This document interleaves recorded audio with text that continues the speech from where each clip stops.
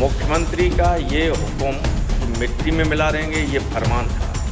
Supreme court से ये कहने के बाद भी कि पुलिस रक्षा में उनकी हत्या हो सकती, कोई राहत नहीं मिली, तो फिर लोग समझ गए कि अब चाहे जा मार दीजिए, कुछ होने वाला है ही नहीं। जो मारने वाले हैं उनका कुछ बिगड़ने वाला नहीं। तो सीधे ये एक कोल्ड ब्लडेड मर्डर है, सुनियोजित तरीके से हत्या की गई है।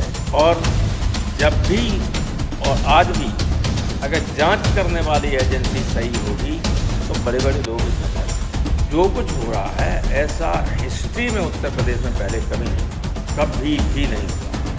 ये लोकतंत्र के खात्मे की तरफ जाने वाला रास्ता है। मैं सच कहूँ, मीडिया ट्रायल की वजह से ही मारा गया था।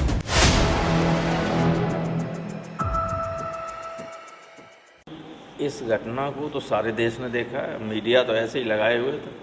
जब मारे गए तो जैसे हम माइक लगाए हुए हमारे, ऐसे ही मीडिया लगाए हुए थे। इसमें 2-3 बिंदुओं पर लोगों को विचार करना होगा अगर देश में लोकतंत्र को जिंदा रखना है तो। आपको याद होगा कि जो इलाहाबाद में पहले घटना हुई थी बहुत दुखद घटना थी। उस वक्त मुख्यमंत्री ने ये कहा था कि हम मिट्टी में मिला देंगे, यही था। वो एक तरीके से आदेश था मुख्यमंत्री का। और कुछ मुख्यमंत्री के जो बहुत निकट के अधिकारी हैं जो स्वयं माफियाओं के साथ व्यापार कर रहे हैं और ठेकेदारी कर रहे हैं, उन्हीं के हाथ में ये सब करना है। ये उस पर अमल करना शुरू कर दिया। अतीक अहमद ने सुप्रीम कोर्ट में याचिका की, आपको याद होगा, कि पुलिस की अभिरक्षा में उनकी हत्या की जा सकती है, इसलिए मेरी सुरक्षा का इंतजाम किया जाए। लेकिन सुप्रीम कोर्ट ने कोई राहत दी नहीं अतीक को। तो मुख्यमंत्री का ये हुक्म कि मिट्टी में मिला देंगे, ये फरमान था। सुप्रीम कोर्ट से ये कहने के बाद भी कि पुलिस रक्षा में उनकी हत्या हो सकती, कोई राहत नहीं मिली, तो फिर लोग समझ गए कि अब चाहे जा मार दीजिए, कुछ होने वाला है ही नहीं। जो मारने वाले हैं उनका कुछ बिगड़ने वाला नहीं।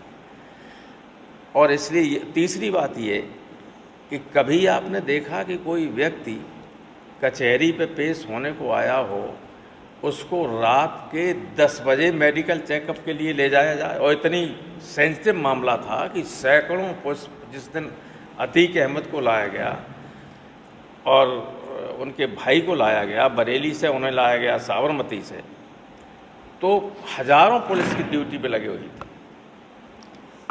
उस व्यक्ति को, उन दोनों व्यक्तियों को हथकड़ी लगी हुई थी।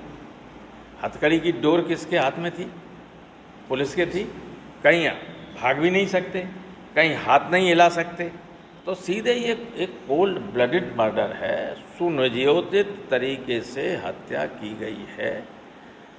और जब भी और आज भी अगर जांच करने वाली एजेंसी सही होगी तो बड़े बड़े लोग इसमें फंस जाएंगे।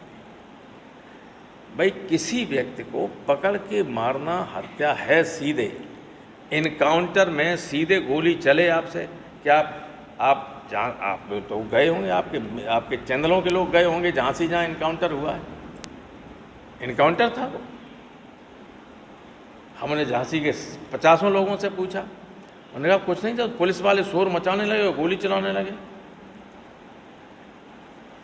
सारे लोग जानते हैं इलाहाबाद में और दिल्ली में जानते हैं कि दिल्ली से लोगों को पकड़ लिया गया था कई दिन पहले और रखे हुए, तो कैसे मारा गया उस पर हमें नहीं जाना। लेकिन जो कुछ हो रहा है ऐसा हिस्ट्री में उत्तर प्रदेश में पहले कभी नहीं हुआ, कभी भी नहीं हुआ। ये लोकतंत्र के खात्मे की तरफ जाने वाला रास्ता है। क्योंकि केवल राजशाही में ऐसा होता था कि राजा जो हुक्म करे वही कानून, वही न्यायपालिका, वही कार्यपालिका और वही विधायिका, वही कानून, वही आदेश, वही सारी चीज़ें की आधी बात है। उसी तरफ जा रहा है देश।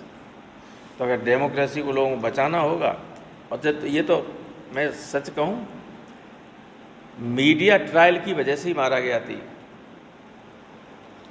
जितने केस बता रहे हैं, अभी एक केस में सज़ा हुई है, किसी केस में अतीक अहमद दोष सिद्ध नहीं हुआ, किसी केस में, एक में भी।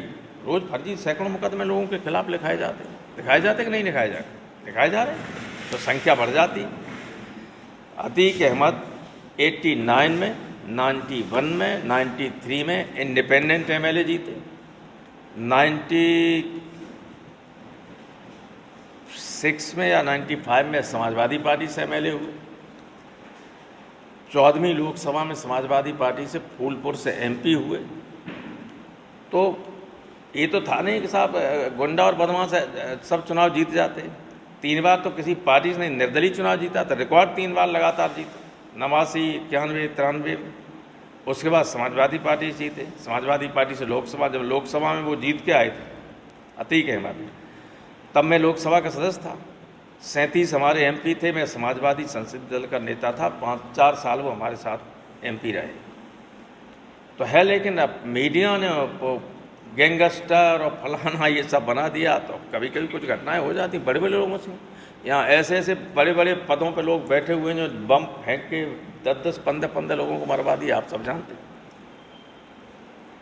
तो कोई नहीं कहता गैंगस्टर कर, चलो ठीक है, अतीक के डिफेंस में मैं कुछ नहीं कह रहा हूँ, लेकिन किसी भी व्यक्ति को भारत का संविधान और कानून पकड़ के मारने की इजाज़त नहीं देता है।